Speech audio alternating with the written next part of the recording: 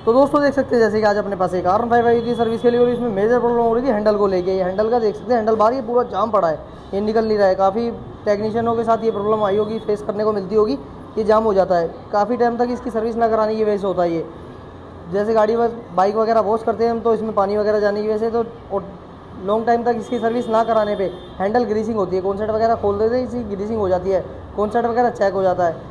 और इन्होंने जो भैया की बाइक है, इन्होंने बताया कि 1 साल पहले कभी खुला था ये, तो अब तक खुला नहीं है, 1 साल बाद खुल रहा है। तो अब इसकी कंडीशन देख सकते हैं कैसी हो गई, बिल्कुल जाम हो गया, ये खुल नहीं रहा है। तो अब इसे खोलने की कोशिश करते हैं और मैं दिखाता हूँ आपको खोलने के बाद। तो दोस्तों देख सकते हैं जैसे कि अभी इसे निकाल ही दिया है, बहुत मुश्किल से निकला ये।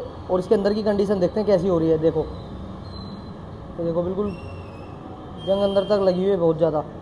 अब इसके चकनट वगैरह खोलते हैं और कॉन्सेट की कंडीशन दिखाता हूँ आप लोगों को।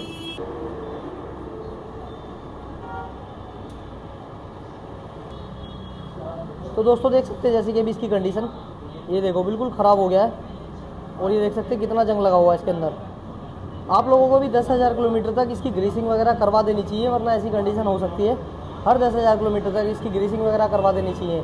ऐसी ऐसी इन्फॉर्मेटिव वीडियो के लिए लाइक फॉलो कमेंट जरूर करते रहिए।